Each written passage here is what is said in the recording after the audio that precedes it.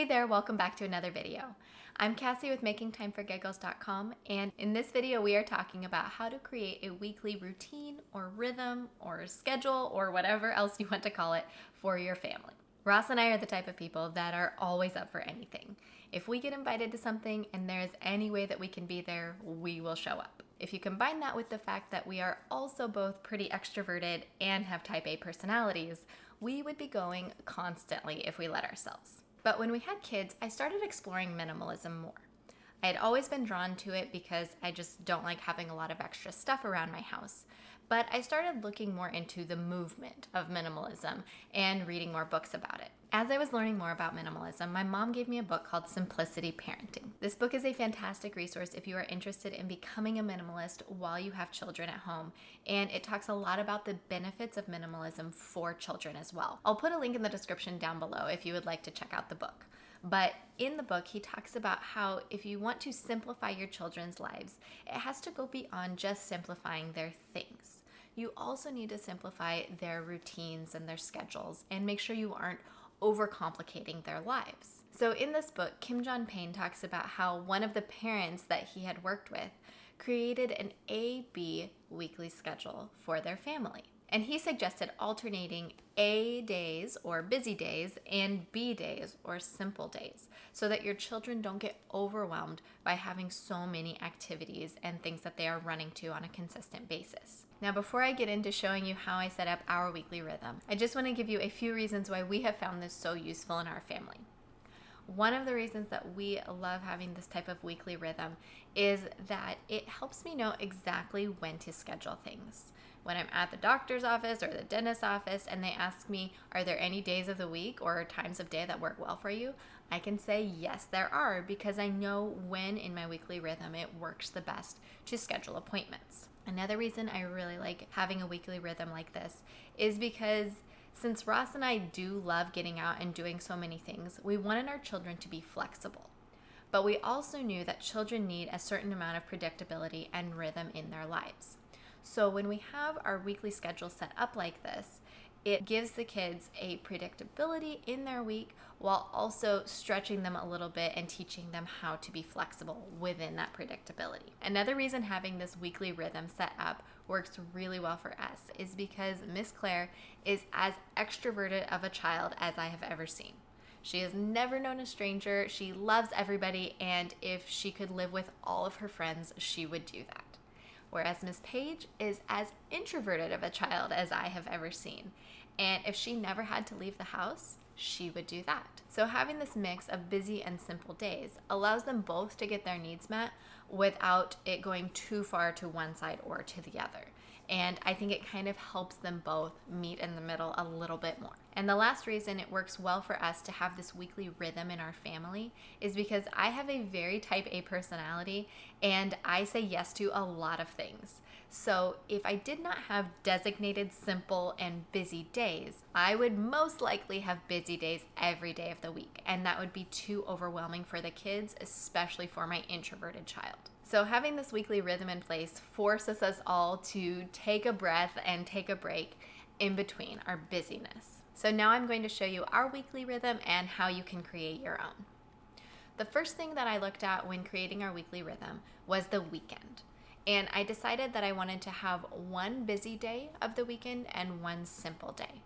Because especially for us, like I mentioned before, we like to do a lot of things. It can be really easy for us to just pack everything that we can into those 2 days and end up more exhausted than we were at the beginning of the weekend. For us, our busy weekend day is Saturday, and that is because before all of the pandemic and everything else going on, we would typically go to church on Saturday, and we also typically would hang out with friends or go hiking, and naps would become late and bedtime would often become late because we would be hanging out with friends or doing different fun things throughout the day. So Sunday became our simple weekend day. And on Sunday, we can just catch up on things around the house, and we try to stick pretty close to home and make sure that the girls get their naps on time and get to bed on time. And then the next thing you want to do is look at your weekdays and decide which of your weekdays will be simple and which of your weekdays will be busy. Now, when I was creating our rhythm, I worked backwards because Saturday just tended to be our busiest day of the week since Like I said, pre-pandemic, we would go to church and do all of those other things that we would do on Saturday. So I knew that before Saturday, on Friday, I wanted to have a simple day.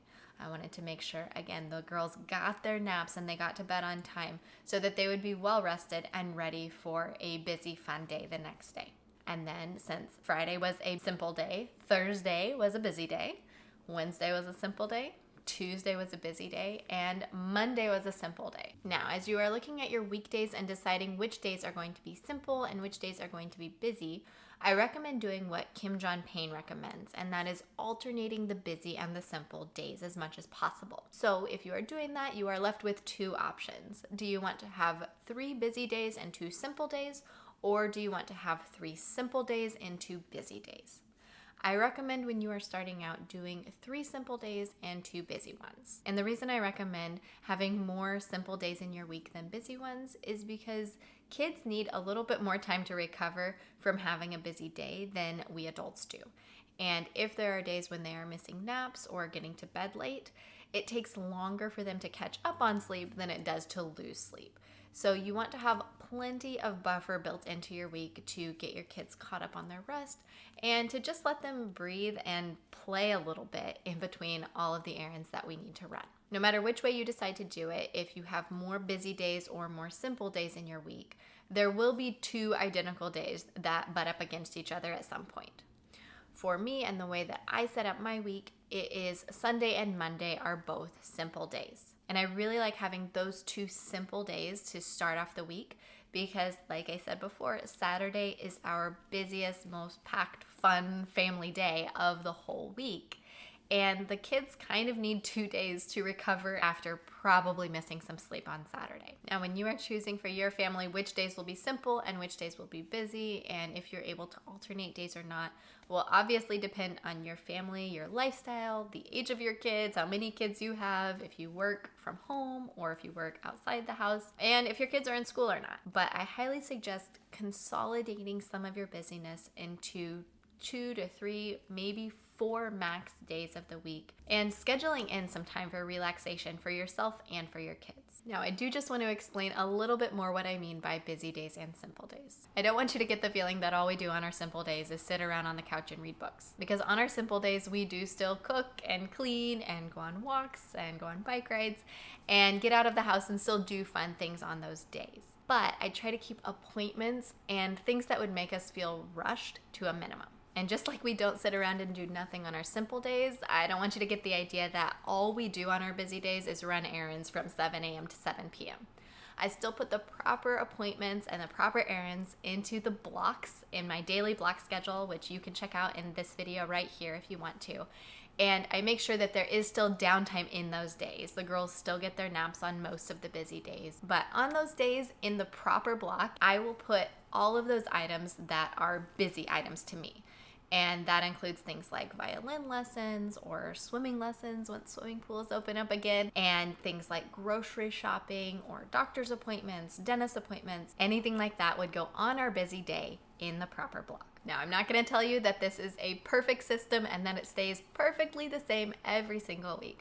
Sometimes life just happens and you have to make a simple day into a busy day. But when you do this most of the time, it can allow you that flexibility without having you or your kids feel overwhelmed. Please give this video a thumbs up if you found it helpful in creating your weekly rhythm for your family. And I would love to hear from you in the comments below. Let me know which days of your week you are going to have simple and busy. And I would also love to know what types of errands you are going to put on your busy days and what your simple days will look like. Again, I'm Kassy with MakingTimeForGiggles.com, and I make videos about making mom life simple. So be sure to subscribe down below and hit the bell next to it to be notified when the next video comes out. I'll see you on the next one.